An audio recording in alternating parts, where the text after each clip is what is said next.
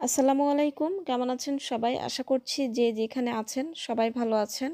সবাইকে স্বাগতম জানাচ্ছি আমার চ্যানেলে নতুন আরও একটি রেসিপি দেখার জন্য।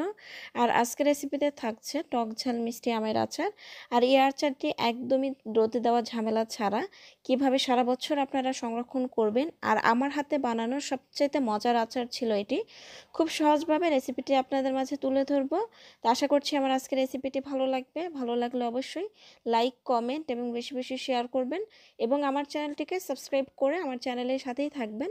তো চলুন চলে যাই এই আচারটি তৈরি করার জন্য আমাদের কি কি লাগছে দেখে নেই। আচারটি তৈরি করার জন্য এখানে আমি 1.5 কেজি পরিমাণ আম কেটে নিয়েছি। দেখতে পাচ্ছেন আমি কিন্তু আমগুলোকে মাঝখান দিয়ে কেটে ছোট টুকরো করে নিয়েছি। আপনারা চাইলে কিন্তু বড় বড় রাখতে পারবেন। আর আমের যে খোসাটা আছে সেটা কিন্তু ফেলে দিয়েছি এবং হালকা কিন্তু সবুজ অংশ আমি রাখার চেষ্টা করেছি। আমগুলো কেটে নেওয়ার পর কিন্তু আমি ধুয়ে তারপরে আধা ঘন্টার জন্য পানিটা ঝরিয়ে নিয়েছি। অবশ্যই কিন্তু পানিটা ঝরিয়ে নিতে হবে। কোনোভাবে যেন আমের গায়ে পানি না থাকে। প্রথমে আমি মসলা রেডি করে নিব। এখানে আমি 1 চা চামচ নিয়েছি পাঁচফোড়ন, নিয়েছি আমি আস্ত ধনিয়া 1 চা চামচ, কাঁচা জিরা নিয়েছি 1 চা চামচ, নিয়েছি আমি মৌরি 1 চা চামচ আর নিয়েছি আমি 5টি শুকনো মরিচ। সবগুলো উপকরণ আমি ভেজে তারপরে আমি গুঁড়ো করে নিব। আর এগুলোকে কিন্তু অনেক বেশি ভাজা যাবে না। হালকা ভেজে তারপরে গুঁড়ো করে নিতে হবে। তো আমি কিন্তু এর মধ্যে ভেজে নিয়েছি। আমি ভাজাটা দেখাইনি কারণ ভিডিওটা লম্বা হয়ে যাবে এজন্য। আচারটি তৈরি করার জন্য সরাসরি চুলায় চলে আসলাম। এখানে আমি 1 কাপ পরিমাণ সরিষা তেল নিয়েছি। আর অবশ্যই কিন্তু এখানে সরিষা তেলটা দিতে হবে। তারপর এখানে দিয়ে দিচ্ছি আমি 1 টেবিল চামচ পরিমাণ রসুন বাটা। আর রসুনটাকে কিন্তু আমি আর্ধেক গুঁড়ো করে নিয়েছি। পুরোপুরি কিন্তু ব্লেন্ড করিনি বা গুঁড়ো করিনি। তো এখন এই রসুনটাকে আমি 1 মিনিটের মতো প্রথমে ভেজে নেব তেলের সঙ্গে।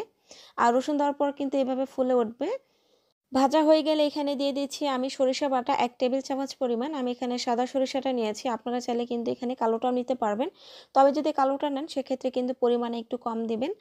সরিষাটাকে আমি 1 মিনিটের মতো ভেজে নিয়েছি। ভাজার পরে আমি এখানে দিয়ে দিচ্ছি পাঁচফোড়ন। 1 চা চামচ পরিমাণ আমি পাঁচফোড়ন দিয়ে দিলাম।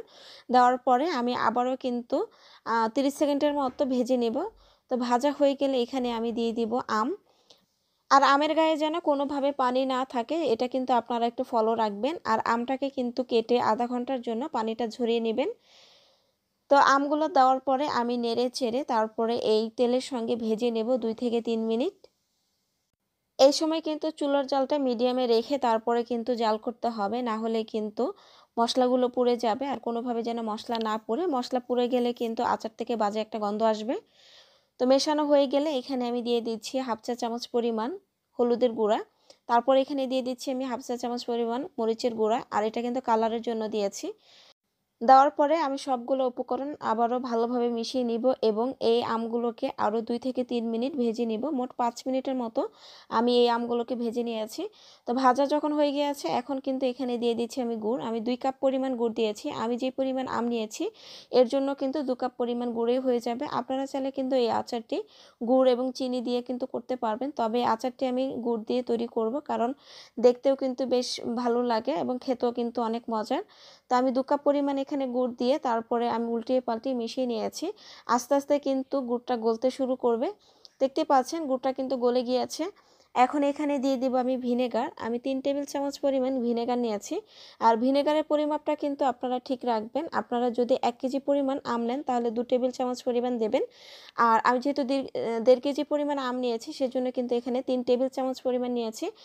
ভিনেগারের পরিমাপটা কিন্তু আপনারা বেশি দিতে যাবেন না, তাহলে কিন্তু আচার থেকে ভিনেগারের গন্ধ আসবে এবং খেতেও কিন্তু ভালো লাগবে না।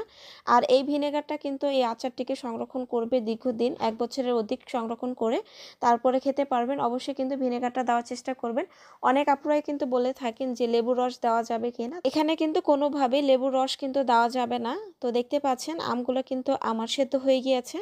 আর আমগুলো যখন সেদ্ধ হয়ে যাবে তখনই কিন্তু এখানে ভাজা মশলা দিয়ে দিতে হবে। আমি যে প্রথমে যে মশলাগুলো দেখিয়েছিলাম সেই মশলাগুলো ভেজে তারপরে কিন্তু আধা ভাঙ্গা করে নিয়েছি। আর পুরো মশলাটাই কিন্তু আমি এখানে দিচ্ছি। আপনারা যদি আরও বেশি যদি আচার করেন সেক্ষেত্রে কিন্তু একটু মশলাটা বাড়িয়ে নেবেন এবং কম করলে কিন্তু কম করে নেবেন। আমি কিন্তু এখানে পুরো মশলাটাই কিন্তু দিয়ে দিয়েছি এবং আপনারা একটু ফলো করুন। আমি মশলাগুলো কিন্তু খুব বেশি গুঁড়ো করিনি, আধা ভাঙ্গা করে নিয়েছি। তো আমি এই আচারটিকে আরও 10 মিনিট জাল করে নিয়েছি। এখানে মোট আমার 20 মিনিটের মতো সময় লেগেছে জাল করতে। আর খুব বেশি কিন্তু নাড়াচাড়া করবেন না, তাহলে কিন্তু আমগুলো ভেঙে যাবে। এখন আমি দেখিয়ে দিচ্ছি আচারের ঘনত্বটা কেমন থাকবে। দেখতে পাচ্ছেন আমার আচারটা কিন্তু অনেকটা ঘন হয়ে গিয়েছে। গুড়গুলো কেমন হয়েছে দেখতেই পাচ্ছেন। এই অবস্থায় কিন্তু আমি নামিয়ে নিব। আর এই আচারটা ঠান্ডা হওয়ার পর কিন্তু আরও ঘন হয়ে যাবে। তো এটা কিন্তু ঠান্ডা হওয়ার পরের অবস্থা। আমি কিন্তু ঠান্ডা করে নিয়েছি। ঠান্ডা হওয়ার পর কিন্তু আমের আচারটি আপনারা সংরক্ষণ করবেন। সেক্ষেত্রে কিন্তু অবশ্যই কাঁচের বয়ামে রেখে দিতে হবে। আর আপনারা যদি ফ্রিজে রাখেন, নরমাল ফ্রিজে রাখলে এটা ১ বছরের বেশি সংরক্ষণ করে খেতে পারবেন।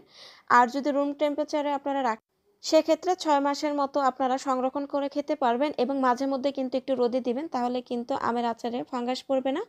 তো খুব সহজভাবে কিন্তু রেসিপিটা দেখানোর চেষ্টা করেছি। আশা করছি আমার রেসিপিটি আপনাদের কাছে ভালো লেগেছে। আর এই আচারটা কিন্তু অসম্ভব মজার। আমার কাছে খুবই ভালো লেগেছে। আর আমার বানানো সেরা আচার ছিল এটি। তো রেসিপিটা ভালো লাগলে অবশ্যই লাইক, কমেন্ট এবং বেশি, বেশি শেয়ার করবেন এবং আমার চ্যানেলটিকে সাবস্ক্রাইব করে আমার চ্যানেলের সাথেই থাকবেন।